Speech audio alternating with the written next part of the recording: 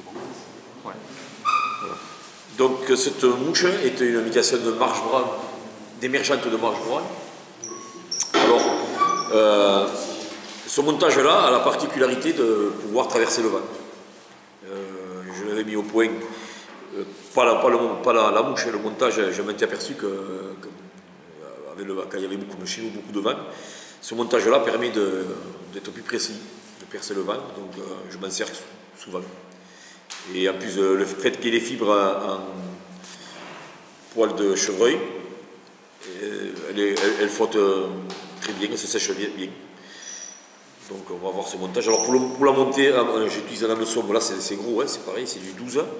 Alors moi j'utilise du TMC SAC, SPBL là. Voilà.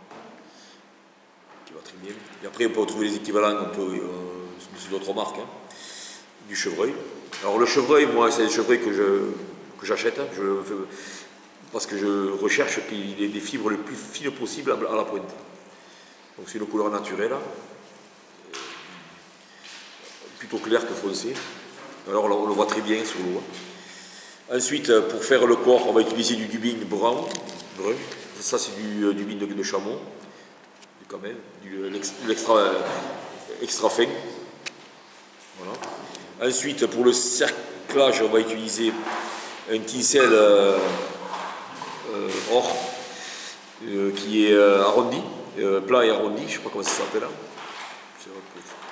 Un tincelle light gold, voilà, fin, qui ne laisse pas la mouche, qui ressort bien le cerclage. Voilà. Les cercles de queue en pardot et le fil par contre du nanocyle noir. Voilà. Très fait. L'avantage pour le chevreuil, c'est qu'on arrive bien à le serrer, enfin, on arrive mieux à travailler le chevreuil avec ce fil. Donc je lève la bouche, le prédatoire. Je mets le morceau. Alors la complexité de ce montage, ça va être surtout de monter la collerette en chevreuil. Alors pour ça, je vais utiliser aussi un aligneur de poils, à 50 de façon, hein, voilà, pour avoir les poils bien réguliers. Et pour coller la tête, la colle, pour moi qui est la meilleure qui est actuellement, la cyanurite de chez Blinker, on trouve chez Arcaille, chez Hélène Namba, je crois qu'Hélène en a, chez Rira Pêche, elle en a. Voilà. C'est pas donné, ça vaut 15 € le tube, mais on en fait une vie. Et l'avantage qu'il y a, c'est qu'elle ne sèche pas. Et on peut le pencher, ça ne coule pas. Voilà. Donc c'est une très bonne colle. Voilà. Donc je vais attaquer pareil, avec un très bon fil. Donc celui-là par rapport à l'autre, il est beaucoup plus fin, c'est du 18-0. Hein. L'autre c'est du 10-0, donc c'est 10 fois plus fin. Voilà. Ciseau. Donc le ciseau. Là. Ce ciseau, celui-là, il coupe, l'avantage qu'il a. Je vais prendre des fibres de pardot. Alors le pardot que j'utilise là, c'est du tacheté, du gris là. Pardot gris. Voilà. Donc là, je vais prélever quelques fibres. Voilà. Les égaliser. Voilà. Égaliser. Et là, je vais faire le cercle à peu près de la longueur de la hampe. Un peu moins, à peine un peu moins.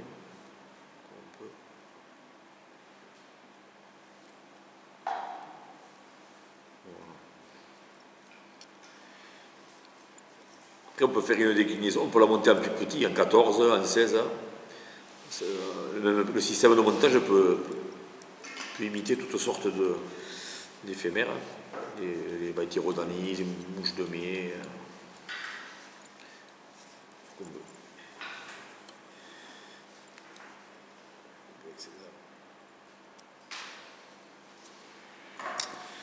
Voilà. Je vais mettre mon tinsel or. Alors, il est très léger, il pèse rien en fait. C'est de la, je ne sais pas ce que c'est comme matière, ça va être du laiton.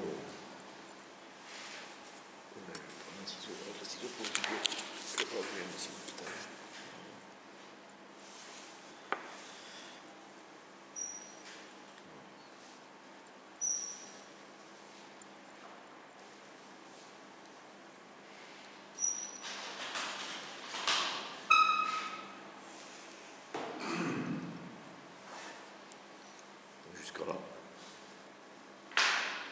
C'est bon. Il faut bien renforcer parce que le nanocycle a tendance à glisser. Faut bien. Voilà.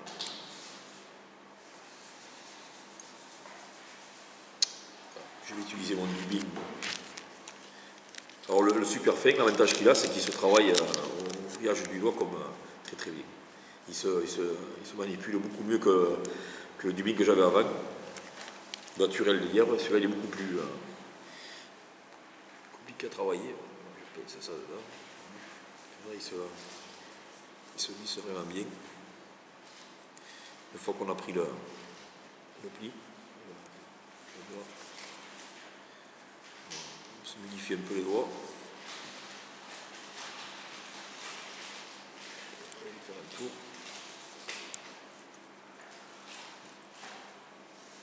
Voilà, j'utilise carrément.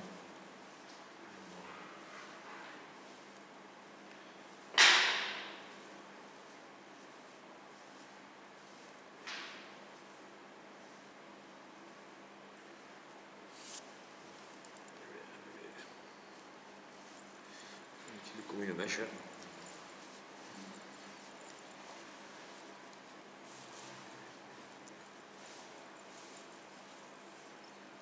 La tête, surtout pas oublier de laisser assez d'espace à la tête. Parce que le chevreuil prend beaucoup de place.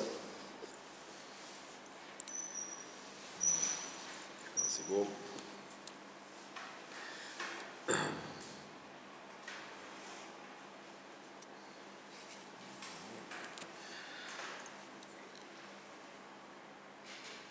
C'est bien. Là, une fois que j'ai fait mon corps, je fais cercler,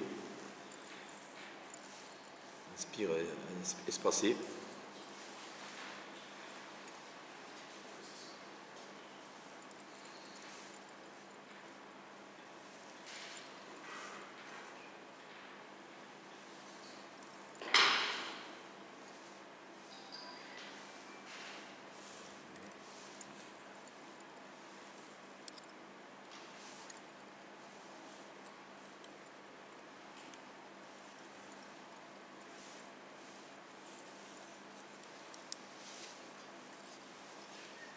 Normalement, il y en a 6. 1, 2, 3, 4, 5, 6.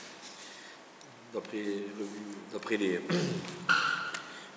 entomologistes, il y aurait 6 anodures dans une. Voilà. Ouais. Après, les poissons ne comptent pas, je comprends pas. Mais bon. Donc là, je dis ça parce que dans les. Je dis ça parce que dans les concours de montage, ils vous le comptent. Il est compté. Bon, après, le poisson ne le compte pas, c'est sûr. Mais dans les concours, comme on a eu la chance d'avoir fait des concours de montage de mouches, on s'est penché sur ces fameuses. Parce qu'on s'est rendu compte qu'ils notaient. Bon, après, quand c'est quand même poussé, ça regarde les espaces, les égalités. Et effectivement, il y a 6 ans de mur. C'est pour ça que je dis ça. Mais bon, après, vous en feriez 3, c'est pareil. Ou pas du tout, même. Du tout, peut-être pas, parce que pour moi, ça amène quand même une petite attractivité. Attraction. Donc là, j'ai prélevé une mèche alors, de chevreuil. Donc, je regarde à peu près ce qu'il me faut. Là aussi, au début du montage de mouche, les proportions, c'est le plus dur. Les proportions des matériaux. Donc là, je pense que là, je suis à peu près dans la bonne proportion. C'est le plus dur à acquérir, en fait, c'est les proportions. Une fois qu'on maîtrise les proportions, après, le montage, ça va. Donc là, j'ai prélevé une mèche. Et là, pour les égaliser, pour que ce soit joli, parce que c'est pareil, hein, vous le monteriez comme ça marche aussi bien. Mais bon, par souci de perfection, on va les égaliser. Donc on le rentre dans le... Je ne sais pas si on le voit dans le cône. Là, voilà. On le rentre dans le cône comme ça. Voilà. Et là, on va le tasser.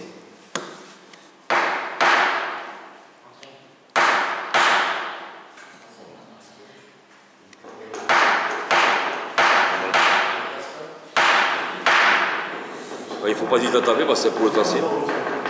Voilà. Donc, moi, il y a la mousse, mais bon. Donc voilà, donc là j'ai des fibres à peu près égales. Donc là je vais sortir, mais alors, il y a une façon de le sortir. Donc là je pince, voilà. J'ai ma fibre. Alors, une époque ils ont sorti, je dois toujours résister à un outil qui est spray, qui tasse, qui prélève. Enfin, ouais, c'est. Moi je fais ça, je fais comme ça avec les doigts. Donc vous voyez qu'effectivement, quand on l'égalise devant, c'est pas égal derrière. Alors là, il faut que l'aile, une fois faite, elle arrive à peu près un peu avant la courbure. Donc c'est là où ça va devenir compliqué, c'est de poser cette aile. Donc je regarde à peu près, je m'aligne, voilà, je ne dois pas être mal. Donc là je vais venir en tête et je vais serrer progressivement. Je vais appuyer, serrer, serrer. Et là, ma collerette va se fermer. Mais le nano-silk a l'avantage de bien serrer, mais si on serre trop, on cisaille. Donc il faut juste serrer au fur et à mesure. J'augmente ma tension. Et on le voit là, ça commence à le regresser là. Voilà.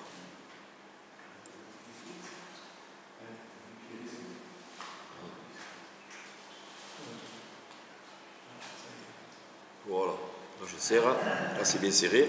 Là, sans lâcher, de suite, je vais couper le derrière, l'excédent que j'ai derrière. Si on le voit, hop, je coupe l'excédent. Et là, j'ai ma collerette toute rabattue vers l'avant. Alors là, je vais faire un peu de couture, comme disait Avosetto, comme dit Avosetto. On va faire de la couture un peu.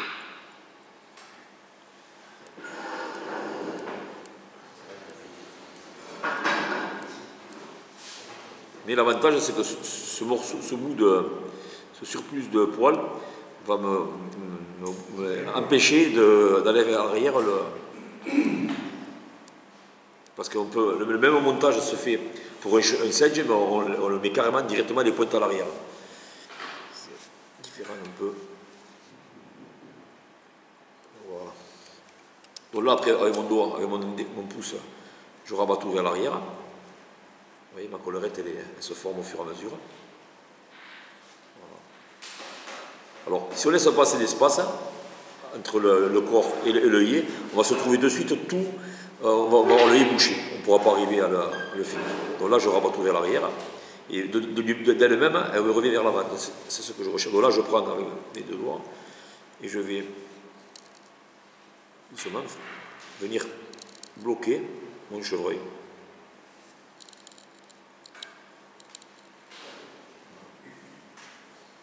Là, je le bloque devant.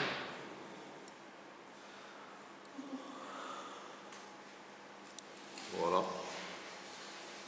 Là, j'ai ma collerette qui est faite. Donc, effectivement, en bas, elle dépasse trop. Donc, je vais tout ce qui est en bas en trop, je vais l'enlever, qui va gêner. Donc, je l'enlève.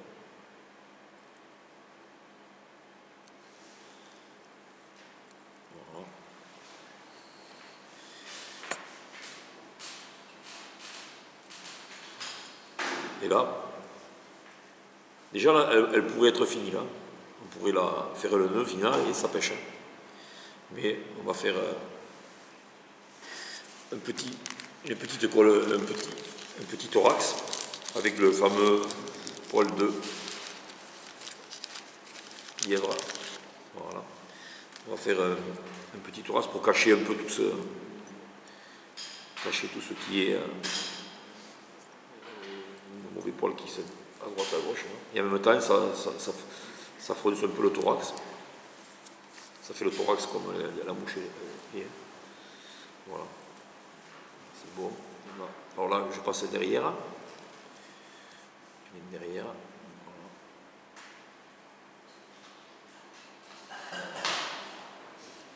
Cacher mon thorax. Je cache mon chevreuil. Voilà. Là, je rabats tout vers l'arrière et je vais faire pareil devant. Devant, je vais venir.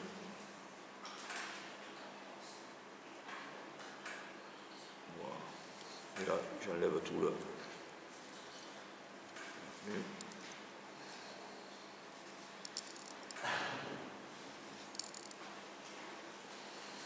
Alors, l'avantage du nano aussi, c'est qu'il est tellement fin qu'on peut charger. Faire des micro-têtes sans trop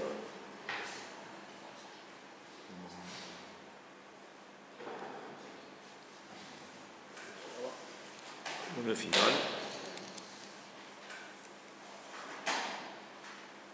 on finit.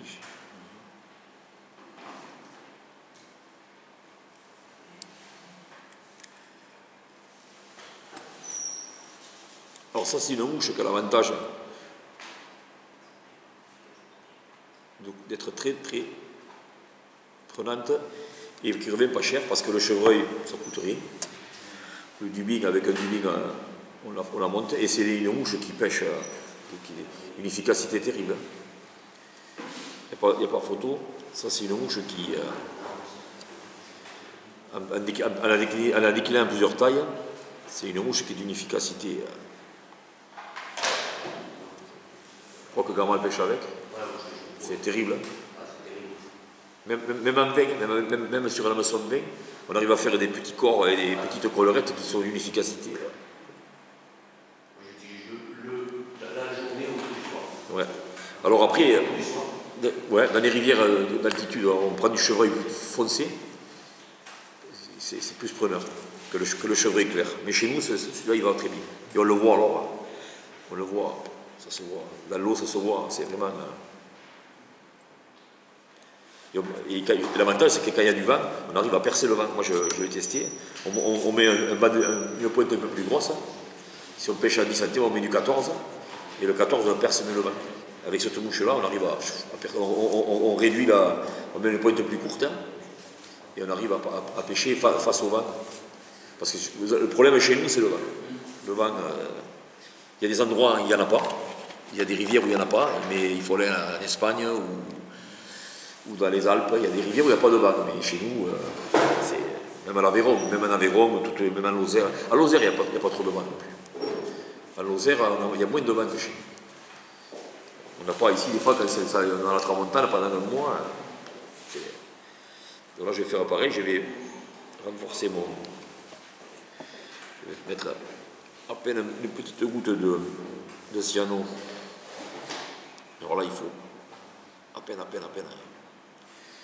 Vraiment la pointe, hein, c'est parce que le nano-silk, il a ce désavantage, il a un défaut quand même, c'est que le nœud glisse, donc il faut impérativement mettre une goutte. Voilà.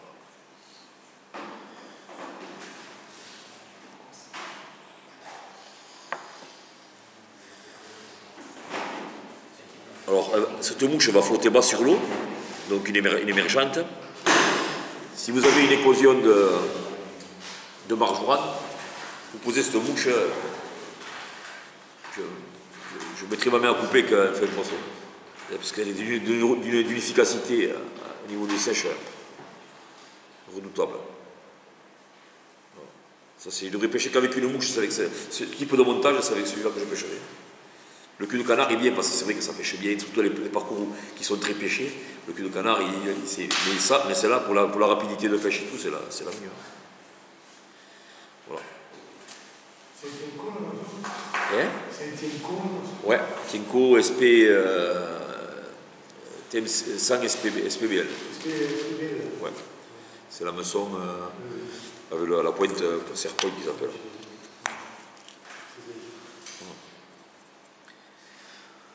Ça, c'est la mouche vraiment, la sèche, vraiment qui imite vraiment bien la marche droite. Montage simple, pas cher, enfin économique, simple, économique et efficace.